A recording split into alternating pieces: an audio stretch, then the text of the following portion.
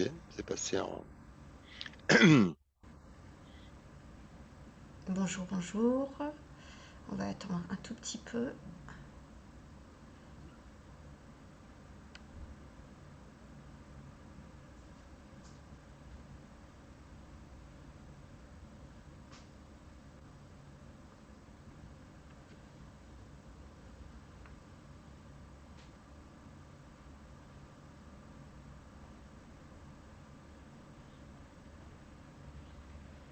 On patiente un tout petit peu.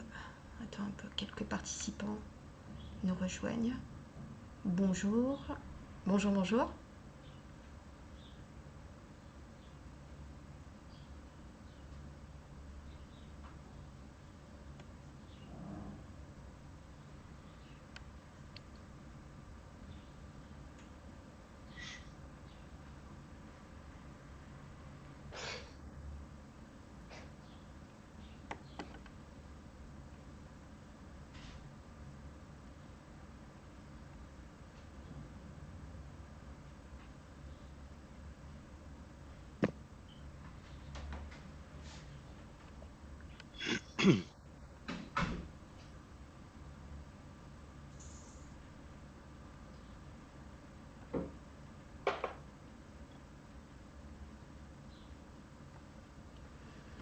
Bonjour à toutes et à tous. Merci de nous rejoindre sur ce webinaire. Donc, on va patienter un tout petit peu pour permettre aux participants de se connecter.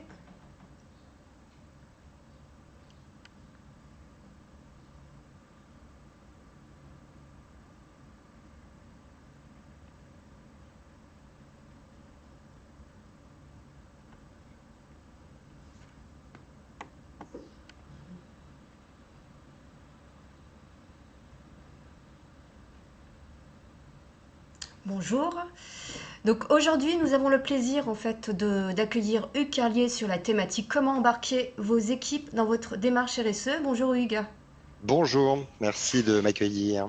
Alors vous êtes cofondateur et directeur général du cabinet des enjeux et des hommes et vous allez nous apporter en fait des pistes d'éclairage sur le sujet. Et j'espère que effectivement chacun repartira avec quelques idées. Je vais m'y employer. Bah J'attends écoutez, votre go. je vous laisse la parole donc. On démarre donc. Ouais. Allez, c'est parti. Eh ben, bonjour à tous. Ravi de vous retrouver ce matin sur une thématique qui nous est chère chez des enjeux et des hommes, c'est l'embarquement des salariés, effectivement. Donc, j'ai quelques slides à vous présenter. Je vais d'abord présenter les enjeux et les hommes en 1 minute, et puis ensuite, on rentrera dans le vif du sujet.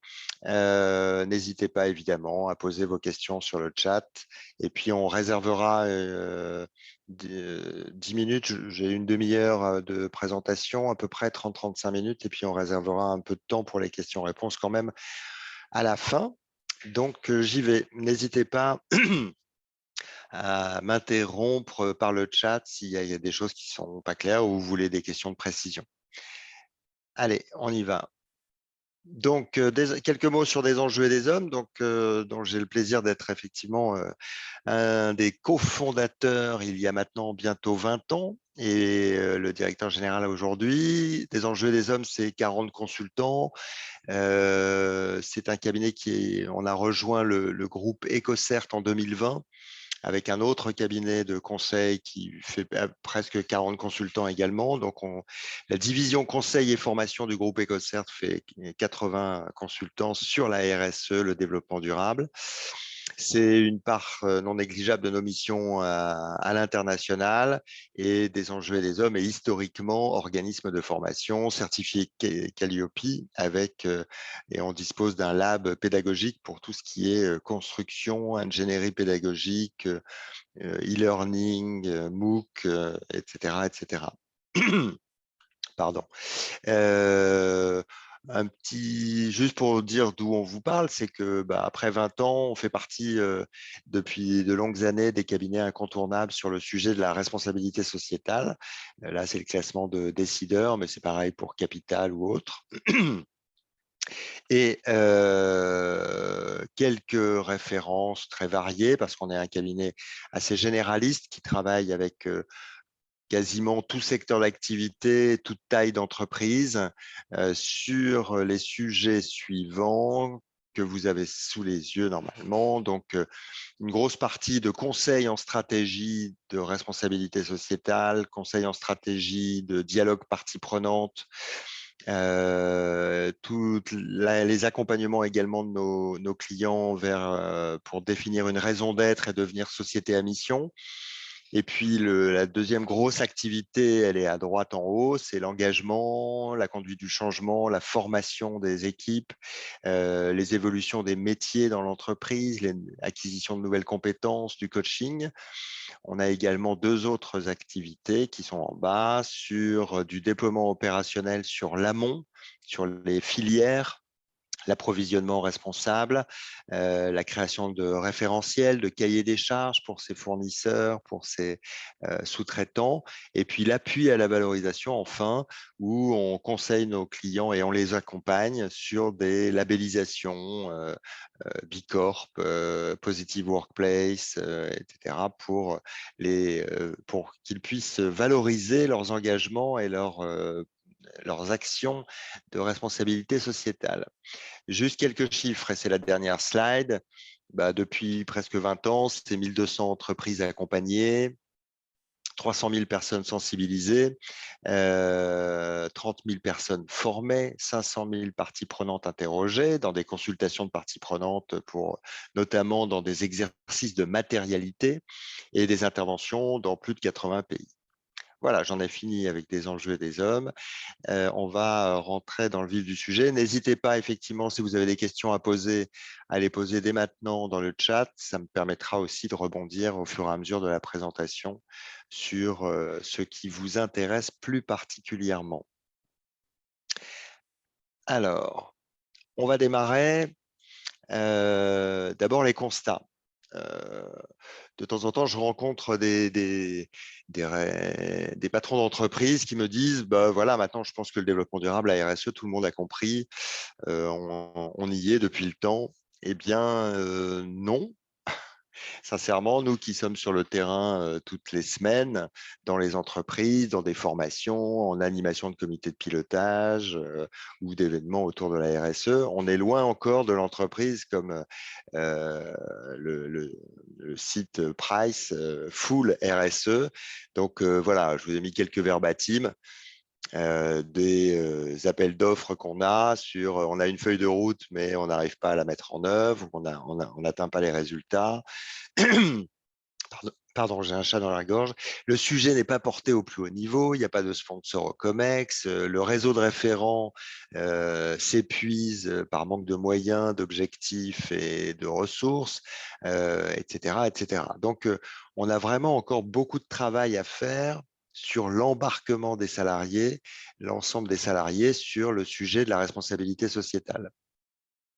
Parce que construire la stratégie, prioriser ces enjeux, je dis souvent que c'est compliqué, mais la mettre en œuvre opérationnellement auprès des équipes dans les métiers, là, on tombe dans le complexe et d'où la problématique d'accompagnement du changement, puisque paradoxalement, on a finalement de grosses résistances au changement sur le développement durable et la responsabilité sociétale, alors même que tout un chacun, si vous lui posez la question, est d'accord pour avoir un développement plus durable, plus soutenable et une entreprise plus responsable. Mais au moment de passer à l'acte, au moment de changer mon métier, mes comportements, eh bien là, ça bloque un peu. Donc, on a pas mal de travail sur ce sujet. On a fait un baromètre auprès des salariés, les salariés et la RSE pendant pas mal d'années, puis il y en a d'autres qui émergent ces dernières années. Qu'est-ce qu'ils nous disent ces baromètres aujourd'hui? C'est que voilà, 75 des salariés ne voient pas exactement ce que le sujet recouvre. Donc, on voit bien qu'il y a encore une problématique de repère autour du développement durable et de la responsabilité sociétale, que sur 100 salariés, il y a 100 visions différentes de ce que c'est. Donc, c'est déjà une première problématique. Et puis qu'il s'estime en majorité plutôt mal informé sur le sujet, et une petite moitié méconnaissent également la démarche maison. C'est-à-dire qu'ils ne sont pas capables effectivement d'en parler et de dire ce qu'il y a dedans. Pourtant, ils se prononcent en majorité à 67% prêts à s'impliquer.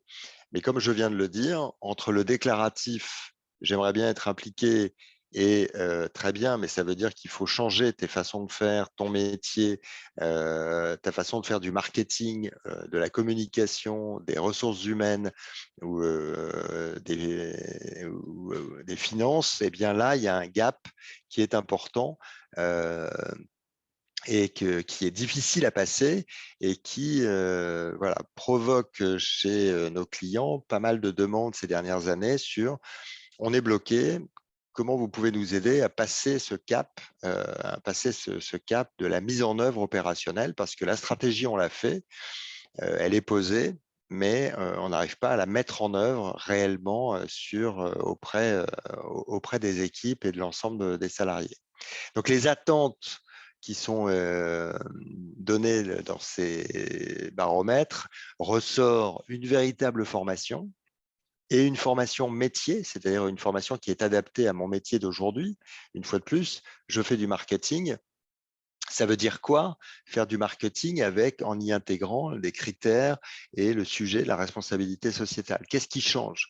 Quelles sont les compétences nouvelles que je devrais obtenir, acquérir, et est-ce que mes outils sont les bons aujourd'hui? Contribuer à l'élaboration de la démarche, et ça, c'est premier niveau d'embarquement des salariés, c'est effectivement les interroger sur la priorisation des enjeux. Donc ça, c'est la première étape, c'est la structuration de la stratégie, et c'est déjà l'occasion, évidemment, d'embarquer les salariés dans la priorisation de mes enjeux pour construire la stratégie. Et puis après, là, on va parler de l'étape suivante, c'est-à-dire que la stratégie est construite, mais comment je vais la mettre en œuvre? Et avoir des objectifs concrets, parce que là aussi, c'est un des vrais sujets pour une équipe. Que dois-je faire? Que devons-nous faire par rapport à cette stratégie pour avancer sur le sujet? Donc, tout ça, on peut le reprendre dans la manière dont les entreprises ont saisi le sujet de la responsabilité sociétale. Alors, et le hard et le soft, en fait, elles se sont beaucoup intéressées justement au hard, à l'organisation, au process, à la stratégie, mais très peu au soft, c'est-à-dire comment c'était entendu, perçu, compris auprès des équipes, quel sens on donnait à la mise en place de ce type de démarche, quels bénéfices attendus, quelles étaient les compétences qu'il fallait acquérir, et des programmes évidemment de formation et de l'intégration dans la culture managériale de l'entreprise. Donc, voilà, le hard, il est à peu près tenu. Le soft, il y a encore beaucoup, beaucoup de travail à faire pour réussir à mettre en place sa stratégie de responsabilité sociétale. Et puis, on sous-estime, souvent, on voit que les entreprises ont sous-estimé justement les moyens à mobiliser pour la mise en œuvre. Ils ont mis des moyens sur la stratégie une fois de plus, mais pas sur la mise en œuvre opérationnelle. Typiquement, la formation, qui est un outil majeur dans l'accompagnement du changement, est très peu mise en œuvre. Donc, 93% des salariés qui répondent à ces baromètres disent qu'ils n'ont jamais reçu de vraie formation sur la responsabilité sociétale. Souvent, on en reste à un niveau de communication, en disant oui, on voit des choses, de l'affichage, on voit des choses dans l'intranet, on voit des choses dans la newsletter, mais voilà, on n'a pas de vraie formation ou de vraie sensibilisation sur le sujet. Et quand ça arrive, en général, c'est quand même assez light. Donc, c'est une demi-journée, 2 heures sur le sujet, ce qui permet d'aborder le sujet, évidemment, mais pas de donner suffisamment de sens et d'impliquer l'ensemble des salariés, et notamment de faire bouger les métiers. C'est ça qui est évidemment important. Pardon. Et donc, alors, on déploie des ultra-solutions. Alors, les ultra-solutions, c'est une référence à Václavic sur les ultra-solutions. C'est-à-dire, les ultra-solutions, c'est des solutions finalement qui ne répondent pas aux problèmes, qui semblent simples et qui ne sont pas la réalité de la solution. Par exemple, je vais parler de la fresque du climat. Je ne sais pas si les uns et les autres, vous avez sûrement dû entendre parler de la fresque du climat. Eh bien, la fresque du climat, c'est un excellent outil qu'on utilise depuis longtemps. On faisait des fresques avant même que la fresque du climat existe, mais ça n'est pas une fin en soi.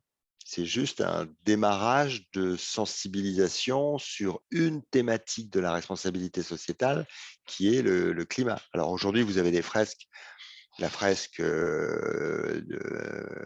des achats, enfin, il y a d'autres fresques, la fresque de la biodiversité, etc. Donc d'autres fresques qui existent, mais j'entends trop souvent au C3D des responsables RSE qui se félicitent en disant bah, ça y est, on a fait la fresque du climat, on a passé la fresque du climat à telle équipe ou toute l'entreprise ou une grande partie de l'entreprise, donc on est ravis, mais ça n'est qu'un démarrage et ça n'est en aucun cas la solution pour réellement embarquer et réellement donner du sens à une démarche globale 360 de responsabilité sociétale. Donc tout ça, ça veut dire quoi? Ça veut dire que en parallèle de la construction de ma stratégie, dans laquelle je peux d'ores et déjà intégrer et consulter mes salariés, mes équipes. Donc, ça veut dire que c'est déjà une première phase d'embarquement. Mais il faut que je réfléchisse en même temps et en parallèle à ma conduite du changement pour la mise en œuvre opérationnelle de la stratégie de responsabilité sociétale. Et ça, c'est rarement pensé par les entreprises qui s'arrêtent une fois de plus plutôt au hard, donc à la stratégie. Je reviendrai sur cette slide, un petit zoom sur le changement et sur le changement lié notamment à ces démarches de responsabilité sociétale. L'humain n'aime pas le changement. Donc, nous n'aimons pas les changements lourds. On a nos habitudes de travail, on est dans une forme de confort et on a envie de rester dans cette forme de confort. Donc, quand on nous annonce des changements un peu lourds, ben voilà, on n'est pas forcément… Il n'y a que les bébés qui aiment le changement, comme on dit. Donc, voilà, on est naturellement pas porté sur le changement. Et donc, au-delà de ces freins classiques, quand on parle de responsabilité sociétale, ben, on a des problématiques qui sont spécifiques justement au développement durable, qui portent des enjeux macro, universels, lourds, de biodiversité, de changement climatique, de faim dans le monde, d'inégalité. Et ça rajoute finalement, paradoxalement, une couche de résistance au changement parce que c'est tellement lourd, tellement impliquant, tellement peut-être même stressant pour l'avenir que consciemment ou inconsciemment, je crée des stratégies de résistance au changement qui peuvent être du cynisme, de l'abattement en disant bah, de toute façon on peut rien faire, ou du renvoi de responsabilité en disant bah, c'est bien beau ce qu'on fait, mais tant que la Chine ne fera pas d'efforts, ça ne sert à rien, ou le gouvernement, ou les autres. En tout cas, le développement durable, je dis souvent, c'est très très bien, tout le monde trouve ça très très bien, à trois conditions. Bah, c'est pas moi, c'est pas ici et c'est pas aujourd'hui. Donc, si les trois conditions sont réunies, tout le monde est d'accord pour avancer sur des démarches de responsabilité sociétale ou de développement durable. Donc, les freins spécifiques, c'est, comme on l'a dit, bah, une méconnaissance du sujet, méconnaissance un vrai manque de repères sur la réalité de ce qu'on met derrière les mots développement durable, responsabilité sociétale, ESG. Alors c'est vrai qu'il y a pas mal d'acronymes, mais voilà, il y a un manque de repères clairs, il y a un manque de sens, et par ailleurs, il y a une fois de plus ces représentations de chacun qui font que dans une équipe, chacun a sa vision des choses, chacun a ses a priori et on n'arrive pas à avancer dans le bon sens tous ensemble. Donc, un des éléments sur lequel on joue évidemment dans l'accompagnement du changement, c'est notamment voilà, ce qu'on appelle la roue de la mobilisation. Je ne sais pas si les uns et les autres proches des RH, vous êtes habitués à ce genre d'outils, mais voilà, on se dit que forcément les gens sont dans un inconscient de leur incompétence sur le sujet au départ, puisqu'ils ne connaissent pas le sujet, ils ne savent pas qu'ils sont compétents ou pas compétents. Donc, tout le but d'un accompagnement du changement, c'est de les faire passer sur la droite, en bas, donc conscients de leur incompétence, via des sensibilisations, via des débats, via des groupes de travail, via de la communication, bien sûr, mais ça ne suffit pas. Il faut monter d'un cran et donc en haut à droite, c'est-à-dire tout d'un coup devenir conscient de mes nouvelles compétences sur le sujet, notamment des compétences métiers. Et donc ça passe par de la formation, mais ça ne suffit toujours pas parce que si je suis formé et que l'environnement dans lequel je travaille ne me permet pas de mettre en œuvre mes compétences, eh bien, vous savez très bien que ça va retomber. Typiquement, si je prends un exemple très concret, on forme des acheteurs aux achats responsables, mais on ne fait pas changer ni leurs objectifs qui sont annuels et de baisse, par exemple, de montant d'achat, ni on ne forme leur environnement et leurs partenaires internes, que sont les donneurs d'ordre internes, etc. Ce qui fait qu'ils replongent dans un univers où, de manière, comme on n'a rien changé dans leur environnement proche, ni les demandes, ni leurs objectifs, eh bien, cette formation, finalement, les rend schizophrènes et ils ne peuvent pas mettre en œuvre. Donc, ça veut dire qu'il y a toute une partie d'action à penser en amont des formations, qui vont favoriser justement cet ancrage du changement et on va y revenir après. Donc, vous l'avez compris, il y a des vraies stratégies, non pas de responsabilité sociétale, mais d'accompagnement du changement à poser avant de démarrer ou après avoir posé la stratégie. Mais en tout cas, il y a une vraie réflexion à avoir et un vrai diagnostic de freins et de leviers dans l'entreprise à poser pour pouvoir espérer avoir une mise en œuvre opérationnelle qui soit à la hauteur des ambitions de l'entreprise. Et pourquoi un diagnostic? Parce que, voilà, on vient de se le dire, on est sur un système, on est sur une problématique systémique, c'est-à-dire que ça va changer et les métiers, les process, les outils, les compétences, les parties prenantes internes et externes à embarquer également.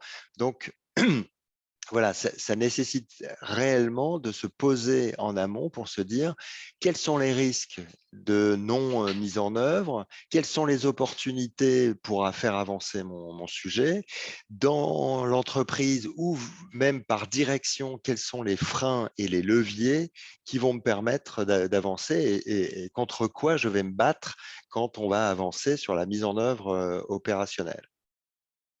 Ce diagnostic, il se fait c'est un diagnostic assez qualitatif, donc il se fait par une étude documentaire, culturelle de l'entreprise, des interviews avec des acteurs clés, pourquoi pas des focus group, des enquêtes, pourquoi pas une enquête en ligne. Donc on va consulter ces salariés en interne sur leur perception du développement durable, de la responsabilité sociétale, leur connaissance de la démarche maison, et là aussi sur les potentiels freins et leviers qui pourraient intervenir dans la mise en œuvre opérationnelle. Donc, ça nécessite d'utiliser un certain nombre d'outils, que ce soit les sociostyles, ce qu'on appelle, nous, le radar culturel, où vous voyez que on essaie de positionner l'entreprise sur son ouverture au changement, sur les ressources allouées à la RSE. Est-ce qu'il y a une vision long terme? Est-ce qu'il y a une cohérence de la responsabilité sociétale avec l'ADN et le projet d'entreprise? Est-ce qu'il y a une culture participative? Et puis, des outils comme la sociodynamique, la carte des partenaires et la stratégie des alliés qui sont intéressantes à utiliser sur nos sujets. Et tout ça me permet de travailler sur ce qu'on appelle un plan d'accompagnement au changement et qui n'est pas le plan d'action ou la feuille de route RSE. Donc, c'est important de se le dire, c'est-à-dire que c'est les facteurs clés de succès qui vont me permettre de réussir ma mise en œuvre opérationnelle. Donc, je vois qu'il y a une volonté d'intervenir, des questions? Non, pas encore. Bon, excusez-moi, j'ai cru qu'il y avait des questions à venir. En revanche, les participants, alors je m'adresse aux participants, hein, vous pouvez intervenir directement, vous me le signalez, et là, vous pouvez aussi poser vos questions en direct. Merci beaucoup. Merci, Fadila. Donc, dans ce plan d'accompagnement au changement, qu'est-ce qu'on trouve? Eh bien, évidemment, tout ce qui va être action de sensibilisation, communication, événementiel dans l'entreprise pour parler du sujet, lancer une démarche, etc.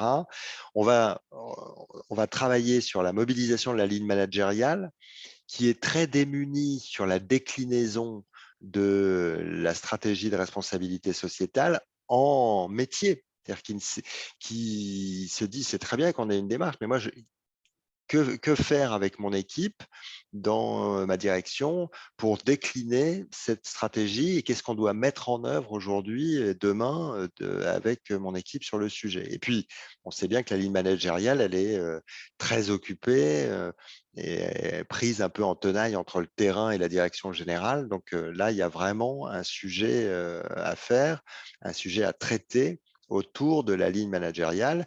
Bien évidemment, on y retrouve la formation, vous l'avez compris, qui est un élément important pour faire avancer les choses, mais c'est pas non plus suffisant, comme la communication, essentiel mais pas suffisant. Et puis, quand on a pas mal travaillé là-dessus, et même sur un peu de hard, qui est la gouvernance de la RSE, qui pilote la RSE dans l'entreprise, qui va définir les indicateurs de mesure, piloter les feuilles de route. Donc, c'est important aussi de travailler sur la gouvernance. On va travailler enfin sur l'intégration dans le système de management, notamment dans les processus RH, pour que ça soit incontournable, ça devienne incontournable. C'est-à-dire qu'on va regarder comment je recrute et quelles sont les compétences demandées quand je fais des recrutements. Comment j'intègre la RSE dans ma politique de recrutement et de promotion de mon entreprise. Comment j'intègre des nouveaux venus. Qu'est-ce qui leur est donné comme outil sur ce sujet au moment de leur parcours d'intégration. Quels sont les objectifs, la politique d'objectifs annuels donnés aux uns et aux autres et où même de variables, de rémunération. Donc, voilà. Quand on commence à intégrer la RSE dans l'ensemble de ces processus RH, on fait un pas en avant sur le fait que ça devient un élément normal et complètement intégré à la vie, à ma vie de salarié dans l'entreprise, de mon entrée jusqu'à ma sortie potentiellement. Donc, on va pas mal travailler après la feuille de route de la stratégie et liée aux enjeux de la responsabilité sociétale sur un plan de déploiement qui est en fait la réflexion en amont et avec un diagnostic associé pour réussir la mise en œuvre opérationnelle avant de la démarrer. Et puis ensuite, évidemment, tout ça doit se mesurer. Donc, il faut mesurer non seulement les acquis, mais comment ça se met en œuvre dans les équipes. Donc, est-ce qu'il y a des transferts de ces mêmes acquis? Et puis enfin, avoir des indicateurs d'effet, bien sûr, et l'ensemble des impacts pour mesurer les impacts sur la performance de l'organisation. Donc, quelques exemples peut-être. Voilà. Un exemple avec Evian Eau. Voilà. L'objectif, c'était que les 4000 collaborateurs des sièges et notamment des usines comprennent les enjeux de développement durable auxquels sont confrontés et confrontés Evian Eau, la nouvelle démarche de responsabilité sociétale et puis les incidences sur les pratiques de l'usine et les nouvelles façons de faire et la contribution de chacun à cette démarche. Donc, voilà, quelques éléments sur le dispositif. Vous voyez qu'il est multimédia et qu'il essaye voilà, de traiter le sujet de la meilleure façon possible, avec notamment des ouvriers d'usine qui n'ont pas accès à des ordinateurs.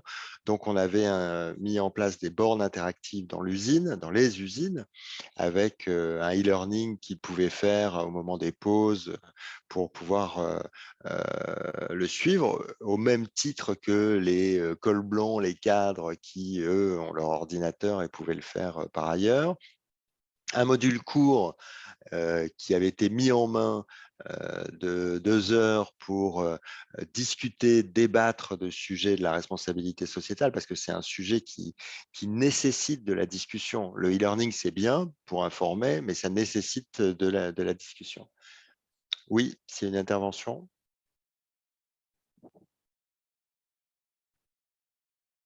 Fadila? Oui, Guy Falquier, si vous souhaitez poser votre question, n'hésitez pas à le faire directement. Non, merci. Non, non, j'ai pas de problème pour le moment. Merci. D'accord. D'accord.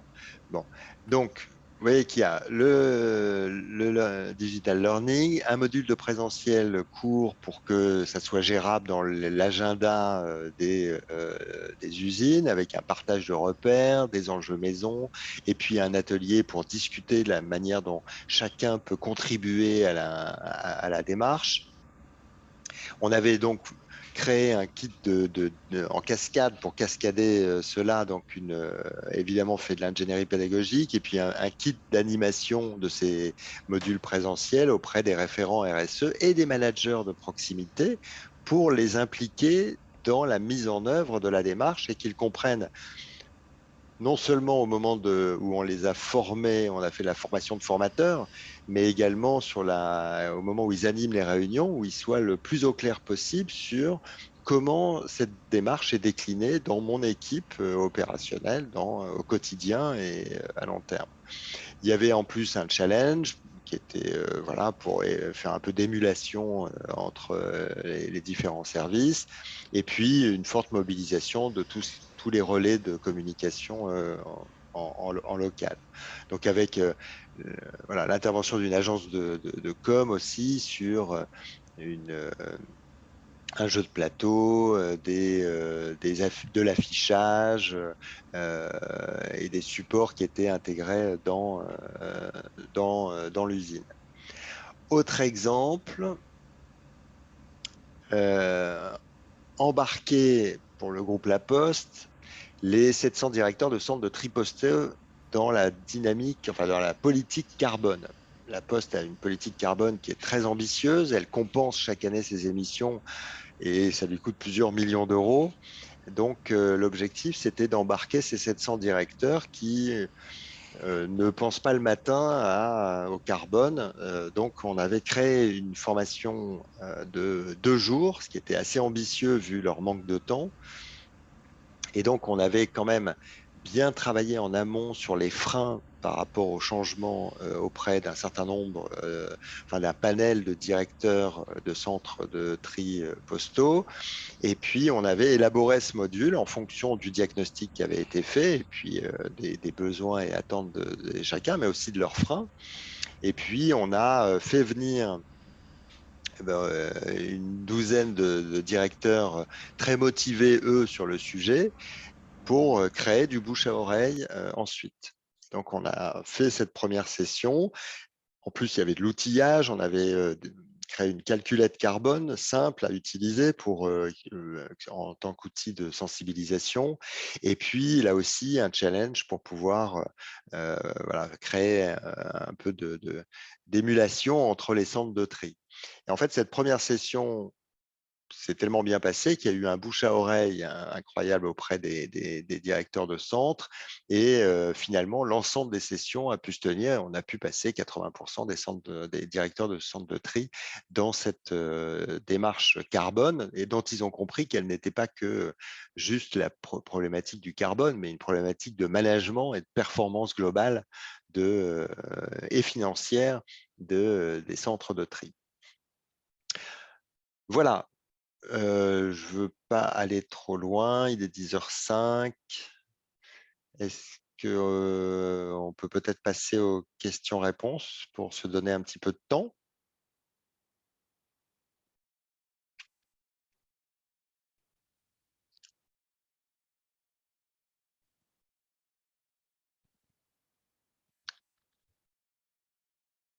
Est-ce qu'il y a des questions?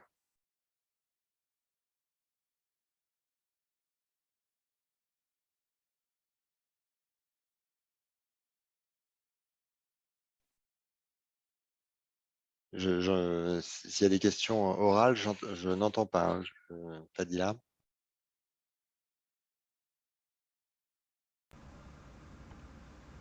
Alors, nous avons quelques questions sur les questions-réponses, Hugues. Donc, Nathalie qui pose la question, combien de temps prend cette démarche? Ben, c'est difficile de répondre. Ça prend... Enfin, le diagnostic, selon la taille de l'entreprise, évidemment, hein, si on parle d'une PME de 50 personnes, c'est pas pareil qu'un groupe comme La Poste ou autre. Donc, un diagnostic, c'est environ, pour faire quelque chose de propre, c'est environ 2 mois, le temps de prendre les rendez-vous, de monter les focus group, qui est les interviews, d'en faire l'analyse, de revenir auprès du comité de pilotage ou des pilotes de l'entreprise. Voilà. Et c'est simplement pour poser le diagnostic, de se dire, au vu de ce qu'on a récolté comme information sur, une fois de plus, freins, leviers, risques, opportunités, et niveau de connaissance et de compréhension du sujet, voilà ce qu'on peut, grâce à ce diagnostic, voilà ce qu'on peut mettre en œuvre qui nous semble être la meilleure solution et le meilleur chemin pour avancer sur le sujet. Donc voilà. Quelles sont les certifications qui collent le mieux à une TPE-PME de 50 personnes? Alors, ISO ou une autre plus simple et moins coûteuse? ISO quoi? 14001, hein, ISO de quel ISO parlez-vous, Guillaume?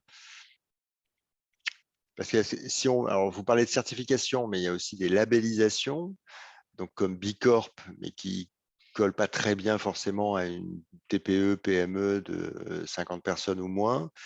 Il y a aujourd'hui une labellisation qui permet de faire de se positionner, enfin de voir son positionnement, ses forces et ses faiblesses sur le sujet, qui est porté et qui est moins anglo-saxon que B Corp, qui s'appelle Positive Workplace et qui fonctionne très bien. Sinon, en ISO, si on parle de certification, l'ISO 26000 n'est pas certifiable, donc il n'y a que des certifications spécifiques comme la 50001, comme la 14001, etc.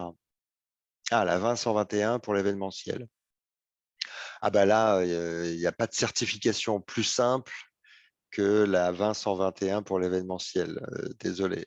C'est vrai que elle est lourde à porter, c'est clair, et que c'est pas très évident, mais il n'y a pas d'autre certification plus simple.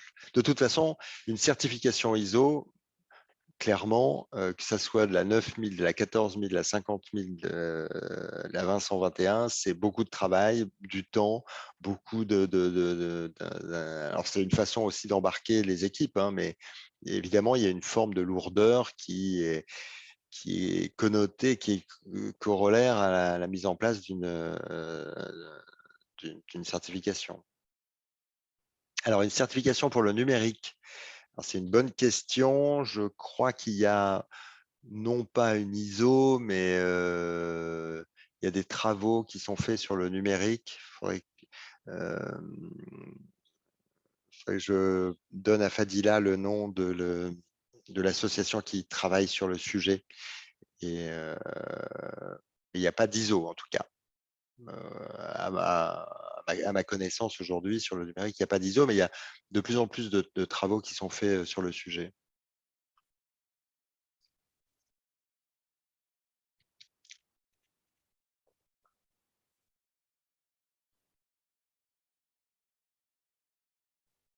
Fadila, vous vouliez intervenir?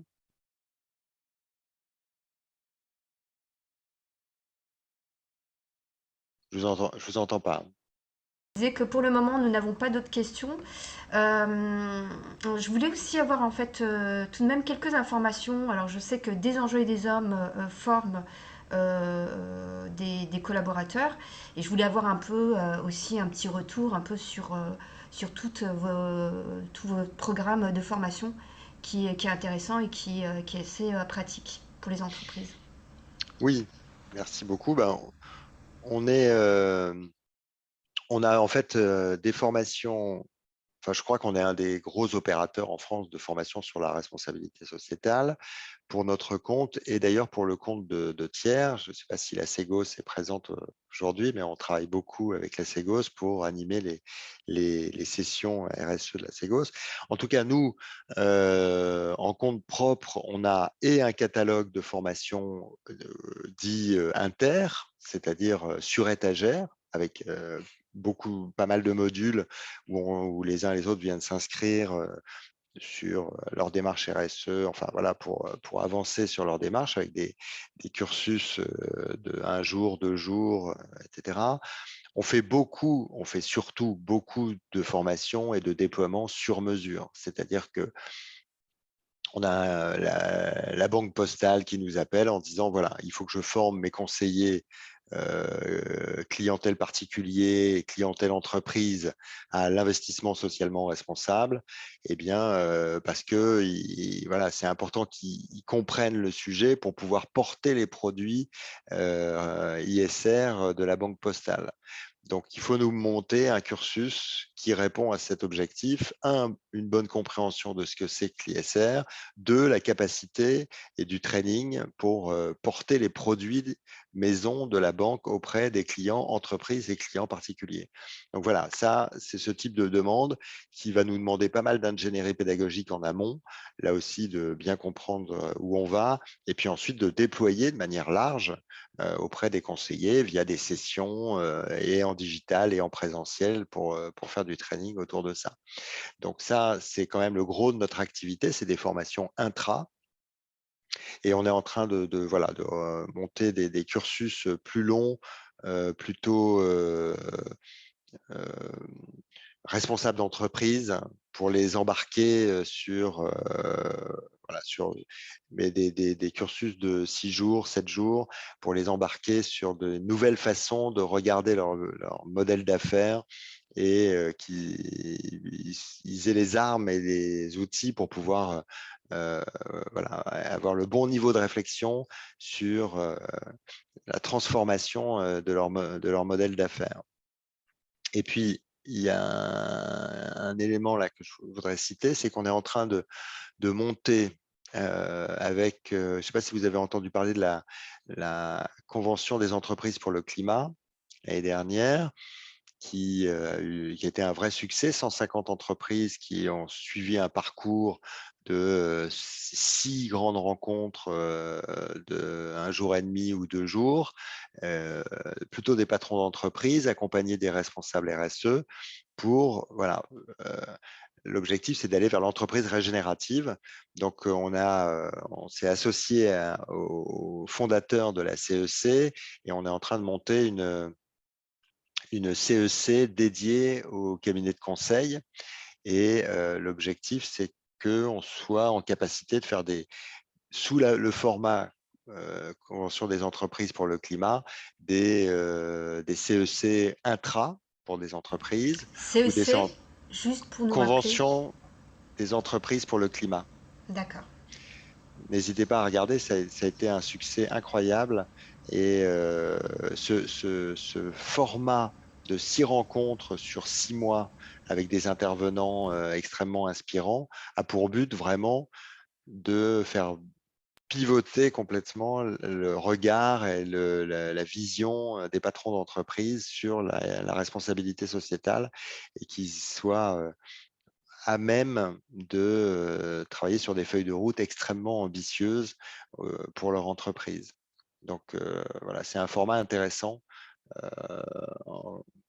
mais qui demande du temps et de l'investissement, évidemment, un investissement de temps, mais très intéressant pour faire bouger les lignes en 6 mois de manière assez radicale.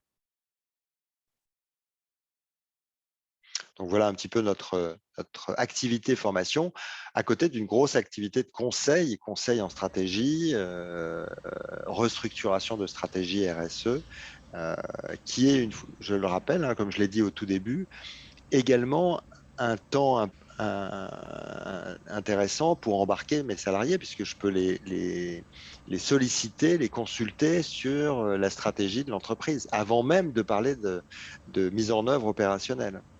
Donc là aussi, ça passe par des enquêtes en ligne, des focus group, etc., pour ne pas faire un travail en chambre. Qu'est-ce que vous conseillez aux entreprises qui sont dans une démarche RSE et notamment, je pense aux équipes, hein, aux managers qui se retrouvent en fait avec des doubles casquettes, hein, certains vont être dans la com et RSE pour pouvoir justement embarquer les équipes opérationnelles. Est-ce que ça doit partir d'en haut ou sur le terrain? Ben, j'allais dire, si ça part pas d'en haut, il n'y a aucune chance que ça fonctionne, de toute façon.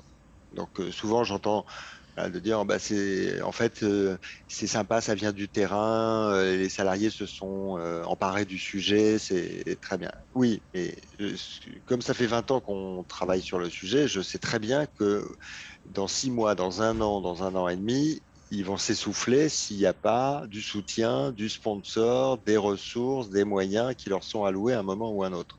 Donc l'enthousiasme est une qualité nécessaire pour l'accompagnement du changement, mais pas suffisante. Donc il retombera à un moment ou à un autre. Donc ça doit venir du haut, il faut qu'il y ait une décision managériale qui soit claire, un support, un sponsoring de la direction générale qui soit clair, qui soit officiel pour que ça puisse avancer. Et sur la question du responsable RSE qui a 2 casquettes, à qui on a dit, tiens, ça serait sympa que tu puisses tu t'occupes de la RSE en plus de tes activités, il faut bien se rappeler quand même. Alors évidemment, ça dépend de la taille de l'entreprise. Ça peut fonctionner, un mi-temps sur la RSE. Si c'est du bénévolat pur et dur qui se fait entre 19h et 20h, ça ne va pas fonctionner longtemps. Mais en tout cas, ça peut fonctionner. Et il faut se rappeler que la responsable RSE ne fait pas, ne fait pas. Elle impulse, elle coordonne, elle lance des actions, mais le côté opérationnel de la responsabilité sociétale, il doit être pris en charge par les équipes opérationnelles et par les fonctions support, pas par le ou la responsable RSE. C'est pas son job. Donc, normalement, elle n'a pas à avoir sur le dos l'ensemble de la feuille de route qui a été définie. Elle doit impulser auprès des marketeurs, impulser auprès des RH, de l'usine de production, des acheteurs, de la com, les actions à mettre en œuvre et les aider à les mettre en œuvre, mais eux-mêmes. Donc voilà, c'est important de rappeler ça, je pense. Alors j'ai une petite question de Claire. Ah oui, quid des administrations où le changement passe essentiellement par des nouvelles réglementations imposées? Comment dépasser le cadre imposé par l'État? Grande question, Claire. Si j'avais la réponse magique. Non, là, c'est effectivement assez. Là, on est sur de l'humain, hein. C'est-à-dire que en mode administration, soit on a quelqu'un, une fois de plus, à la tête de cette administration qui, de son propre chef, voilà, porte oui, porte le sujet plus loin que la réglementation imposée dans le cadre des activités, embarque ses salariés, mais, mais si on n'a pas un dirigeant qui se dit on me le demande pas, on me demande d'être en mode compliance, mais moi je pense qu'il faut aller un cran plus loin, ça va être compliqué. Alors on a des initiatives en ce moment, une initiative qui s'appelle les collectifs engagés, qui sont pour le coup vous pouvez regarder sur Internet, qui sont pour le coup un peu des associations de salariés qui se disent, bon, rien ne bouge, on va se saisir du sujet. Donc ça, c'est très bien. Ça peut être une solution pour amorcer quelque chose, mais comme je viens de le dire, s'ils ne sont jamais à un moment portés, supportés, aidés, il est clair qu'entre les départs, les changements de service et puis l'essoufflement, tout simplement, de faire ça de manière un peu bénévole et de ne pas sentir de soutien, ça retombera. Mais c'est une solution pour dire on existe et on a envie d'avancer. Vous aussi, aller au-delà de cette vision compliance ou règlement à mettre en œuvre. Les collectifs engagés.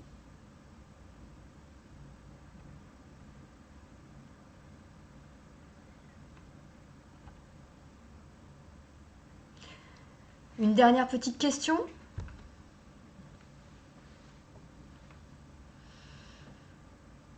Bon, bah écoutez, Hugues, on arrive à la fin. J'ai tout de même une interrogation, comme vous avez quand même, vous êtes un peu pionnier hein, concernant la RSE, vous avez un retour d'expérience quand même assez conséquent. Quelles sont les problématiques fortes que vous avez rencontrées lorsque vous avez accompagné des entreprises qui a été en fait difficile le déploiement où il y a eu en fait des difficultés de déploiement en fait de la RSE? Est-ce qu'il y a, Hmm. est-ce qu'il y a des choses en fait à préciser, des choses à pas faire, voilà.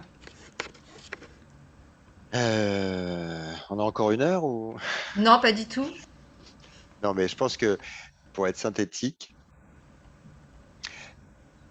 le début du problème, c'est que une fois de plus, on arrive à poser une stratégie. Et encore, parfois, elle n'est pas forcément très bien faite, mais on arrive à peu près à poser une stratégie. Ça veut dire qu'il faut prioriser ces enjeux et en aucun cas multiplier les actions de saupoudrage parce que là, c'est la meilleure façon de perdre un petit peu tout le monde. Et puis, à un moment, on ne sait plus qui fait quoi et pourquoi. Donc, voilà. Ça veut dire que il faut prioriser ces enjeux. Il faut se dire, j'ai des ressources et des moyens, mais c'est pas infini.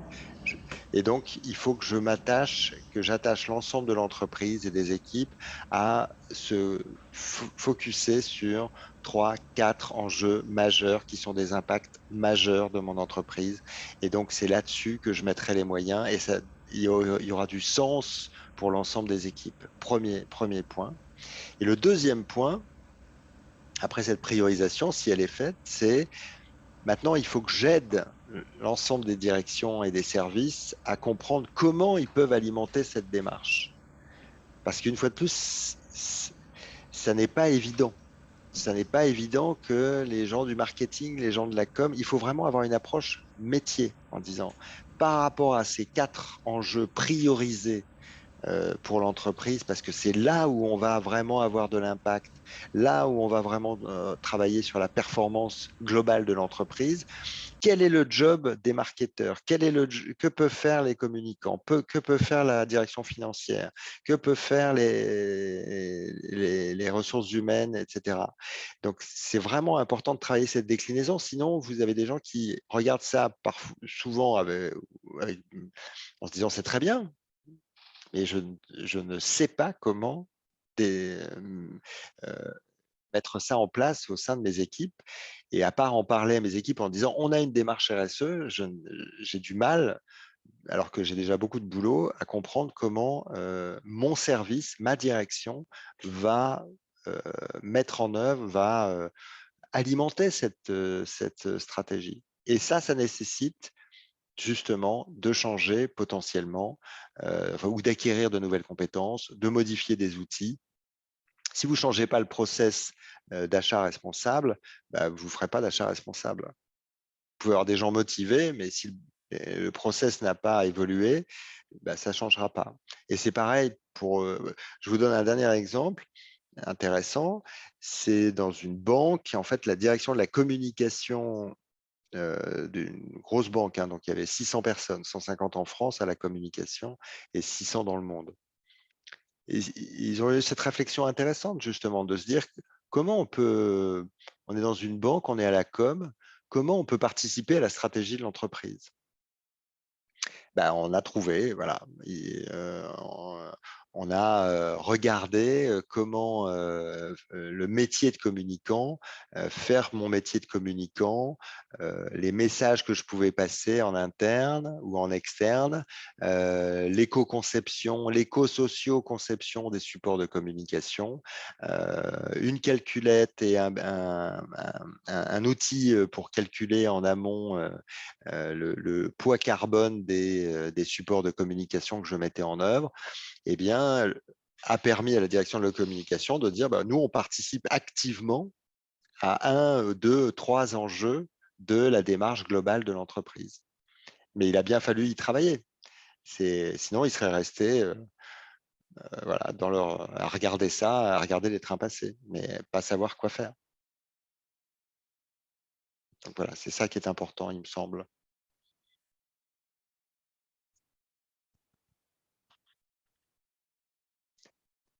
Quelle durée compter pour se faire, je vois qu'il y a une nouvelle question, pour se faire certifier Bicorp? Ils sont un peu sous l'eau, Bicorp, donc donnez-vous 1 an. Hein. En ce moment, donnez-vous au moins 1 an. Quels sont les secteurs généralement les plus les secteurs d'activité, pardon, Nathalie, les secteurs les plus impactants, secteur d'activité.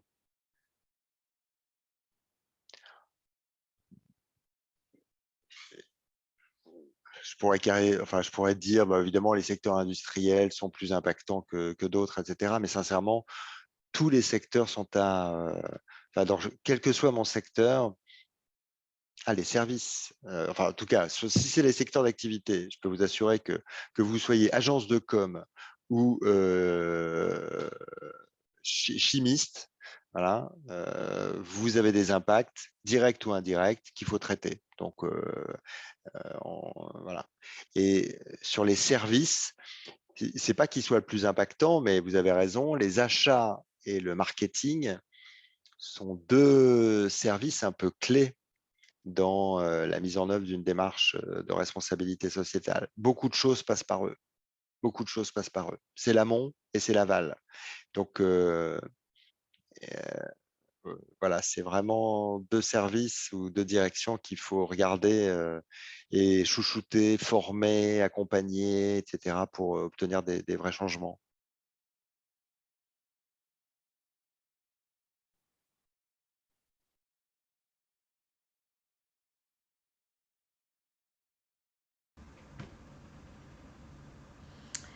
Est-ce que vous avez quelques dernières questions à poser? On arrive à la fin. Oui, non.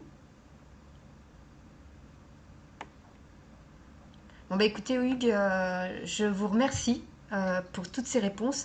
Si vous avez d'autres questions, des commentaires, n'hésitez pas à me les envoyer par mail. Hein, je les transmettrai à Hugues hein, qui sera ravi de vous répondre ou de vous contacter.